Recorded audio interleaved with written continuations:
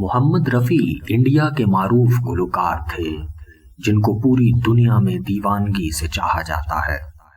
اپنے انتقال کے برسوں بعد بھی محمد رفیع کروڑوں مداحوں کے دلوں میں زندہ ہیں اور ان کے گیت سنے اور گنگنائے جاتے ہیں۔ محمد رفیع 24 دسمبر 1924 کو انڈیا کے شہر امرتسر کے گاؤں کوٹلہ سلطان سنگھ میں پیدا ہوئے۔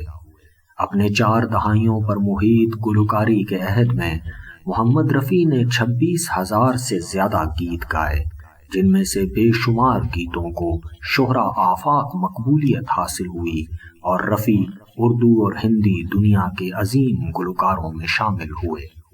محمد رفیع نے 55 سال کی عمر میں ہارٹ اٹیک کے نتیجے میں 3 جولائی 1980 کو رات 10:25 پر وفات پائی۔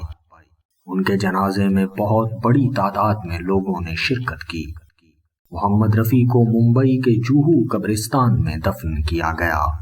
بعد ازاں 2010 میں قبرستان میں نئی قبروں کے لیے جگہ بنانے کی غرض سے محمد رفیع کی قبر سمیت دیگر بہت سی قبروں کو مسمار کر دیا گیا۔ اللہ تعالی محمد رفیع کی مغفرت فرمائے۔